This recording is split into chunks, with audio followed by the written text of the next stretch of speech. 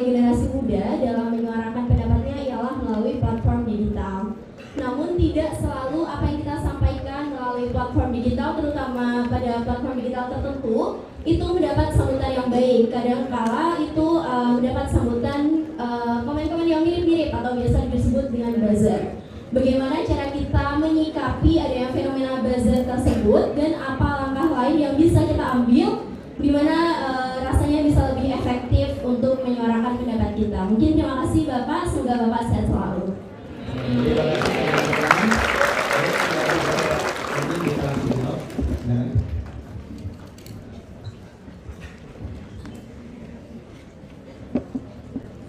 Saya ngalamin soal buzzer ini. Bertahun-tahun gitu. Bertahun-tahun buzzer ini. Dan sejak saya bertugas di Jakarta dulu itu, dan ternyata buzzer itu diternak ya. Artinya memang sudah menjadi mesin gitu.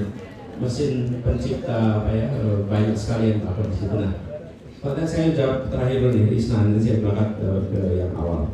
Jadi fenomena ini itu dilawan itu dengan gerakan organik.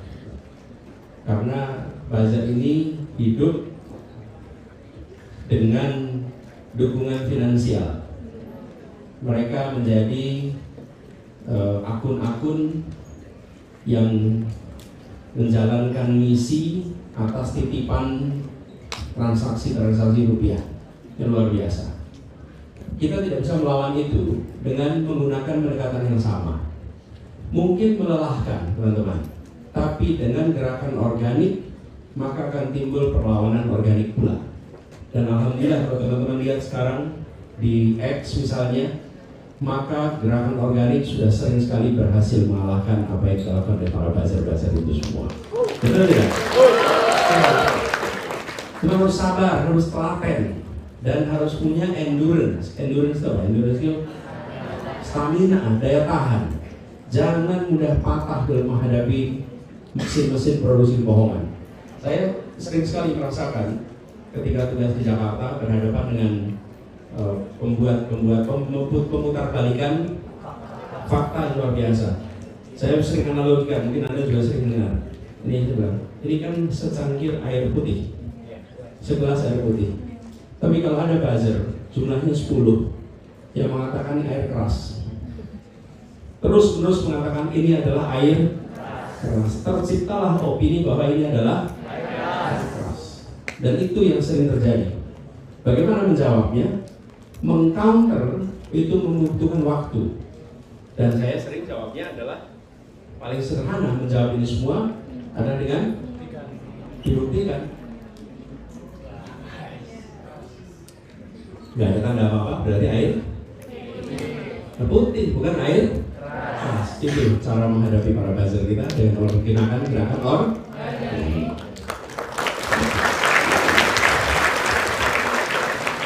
Haidar tadi, Bang Haidar. Digiring opini seakan demokrasi itu baik-baik saja. Karena itulah teman-teman sekalian, kita harus melakukan counter. Kalau buzzer-buzzer itu mengatakan semua berjalan seperti biasa normal, Anda tunjukkan bahwa tidak kok. Ini buktinya, teman-teman sekalian. Ketika pilkada ada lebih dari 90 kabupaten kota yang satu calon, artinya apa?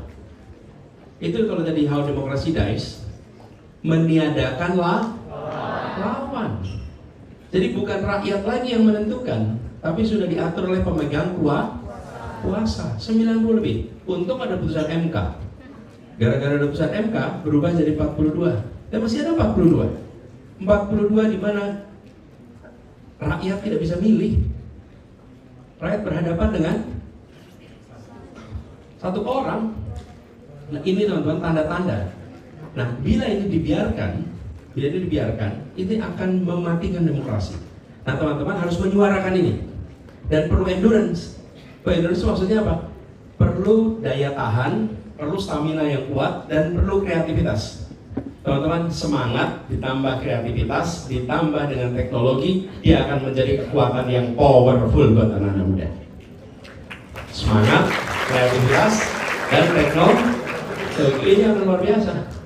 Karena Anda lalu memiliki daya pukul terhadap usaha mematikan demokrasi. Dan gini teman-teman, jangan pernah biarkan penyimpangan